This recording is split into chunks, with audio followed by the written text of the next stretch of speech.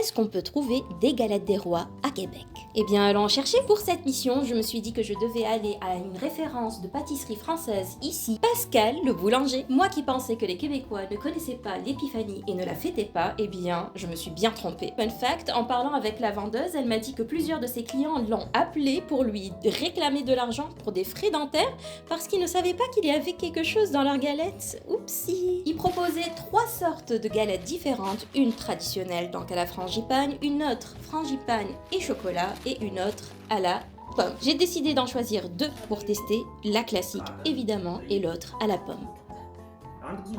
Je ne sais pas pour vous, mais le fait de mélanger de la pâte d'amande ou de la frangipane avec une pâte feuilletée, je trouve ça délicieux. Il y a une magie qui s'opère avec cette combinaison. On commence donc par la galette classique. On voit qu'il y a eu un beau travail de chiquetage sur le dessus de la pâte. Mais avant de passer à la découpe, ici, on n'est pas des barbares. Hey.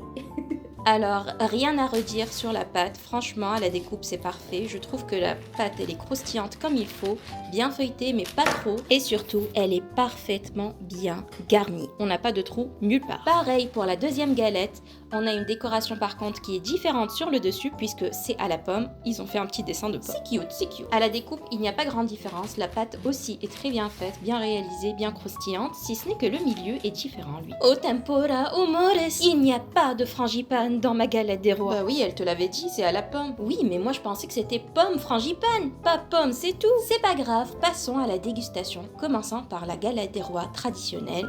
Et dès la première bouchée, j'ai tout de suite compris que c'était excellent. Rien à redire sur celle-là, très équilibrée, en sucre, en pâte, en feuilletage. Excellente. On goûte maintenant à la deuxième galette, celle-ci qui est fourrée donc aux pommes. Pour mon grand malheur. Écoutez, je plaisante, elle était excellente aussi. Vraiment, c'est de la compote de pommes limite. Elle était fondante, très très bon. Surtout si vous la réchauffez, c'est encore meilleur. Mais ça reste que c'est pas forcément une galette des rois pour moi parce que une galette des rois, ça se doit d'avoir de l'amande à l'intérieur. J'avais plus l'impression de manger un chausson aux pommes. Très bon. On n'a pas parlé de la collection des fèves qu'ils ont sorti pour ces galettes des rois de l'année 2026. C'est des petites vaches en verre de différentes couleurs et la mienne que j'ai eue est bleu-vert. Franchement, elle est trop mignonne. Je trouve que l'idée est originale et ça peut servir comme déco. Et maintenant que j'ai trouvé la fève, à moi de me couronner et d'être la reine de la journée.